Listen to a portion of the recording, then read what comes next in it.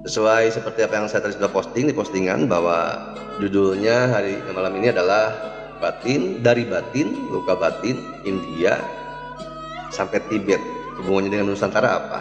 Nah, ini sedikit saya akan menyampaikan soal India ya. Kenapa kita sangat banyak kemiripan dengan India, dan banyak naskah manuskrip atau prasasti yang menyatakan India belajar ke sini. Nah, ada seorang sebutlah dia cendekiawan dari Tiongkok. Dia bernama Yijing gitu ya. Tulisannya Yijing, dia sering dibaca Yijing. Ada juga yang menyebutnya Ising. Gitu. Dia mencatat bahwa biksu-biksu itu belajar praktek spiritual di Swarnadipa. Nah, Swarnadipa ini dulu itu penyebutan untuk yang sekarang Sumatera. Jadi para biksu itu sebelum dia pergi ke India, dia belajar di Swarnadipa di Sumatera. Gitu, baru dia melanjutkan ke India. Dan bukti fakta lain juga ada catatan dari Nalanda. Dari Nalanda yang menyebut guru-guru dari Pulau Emas, gitu. Guru-guru dari Pulau Emas ada. Nah, banyak orang yang meyakini guru-guru yang ada di Pulau Emas itu adalah Nusantara. Lalu kalau kita lihat salah satu bukti bahwa Nusantara atau Indonesia sekarang menjadi pusat pembelajaran oleh orang India dan berbagai macam agama, terutama agama yang ada saat ini ya. Dan yang paling menjadi salah satu peninggalan dan menjadi suatu keajaiban dunia itu Candi Borobudur. Nah, banyak orang hanya menyebut itu Candi Borobudur. Padahal di Nusantara, pulau para guru Pulau Mas di Pulau Mas itu disebutnya Mandala Borobudur. Itu Kamandalaan.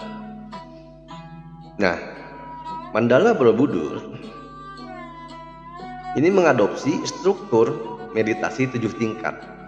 Tentunya semua orang sudah tahu ya, karena ini sudah banyak yang mungkin menyampaikan ya di YouTube atau di konten-konten. Itu konsep mandala. Konsep mandala strukturnya meditasi 7 tingkat. Paling atas kan kosong ya, stupanya suwung. Nah, itu sebetulnya tidak sepenuhnya sama dengan versi India.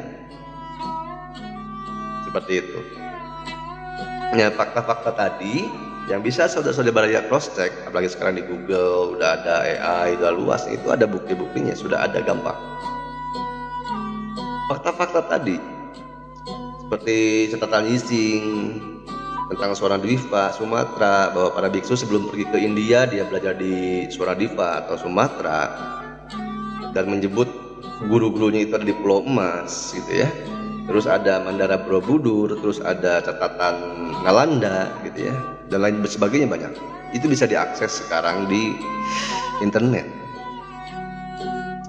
Namun ya yang digarisbawahi adalah fakta-fakta tadi itu menunjukkan bahwa meskipun ya gini, karena kita selalu dilibatkan dan selalu dicampur adukan dengan Tantrayana yang dari India gitu. Jadi oh ini Candi Borobudur Tantrayana dan sebagainya ya, karena di bawah ada tuh relief-relief yang menunjukkan itu adalah Tantrayana alirannya yang dikubur. Sebenarnya meskipun teori Tantrayana itu ada banyak orang beberapa menyebutkan bahwa disempurnakan oleh India gitu ya, tapi bagi saya justru bukan. Mereka belajar dari sini ke sini. Makanya beda. Seperti misalnya Hindu yang di India beda dengan Hindu yang di Bali. Bali dengan agamanya Tirta pasti beda. Beda. Untuk orang-orang yang sudah pernah di Bali atau tinggal di Bali pasti bisa melihat perbedaannya. Hindu Bali dan Hindu India. Nah, salah satu praktek teknik dari Nusantara yang sering diakuisisi oleh India atau disangka itu milik India itu adalah terapi energi yang disebut kalau kita mah saktifat, gitu ya, pemindahan energi. Nah, saktifat ini kan ada sakti upaya dan sambo upaya, gitu ya. Nah, secara sederhana sambo upaya itu jalan hening, gitu aja ya, secara simpelnya. Nah, itu sebenarnya mah paralel sih dengan yang di India, gitu. Cuman berubah setelah India mengalami penjajahan oleh Inggris. Karena Hindustan dijajah oleh Inggris, gitu ya. Akhirnya ada Hindu, berawal dari tanah Hindustan. Karena sesungguhnya mah praktek yang tadi saya sebutkan itu Nusantara lebih dahulu.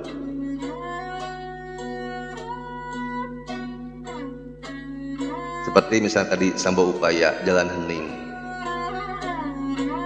Itu paralel. Lebih tepat paralel yang disebut paralel itu bukan dengan India, tapi paralel dengan dari Parahyangan, meditasi tradisional Sunda.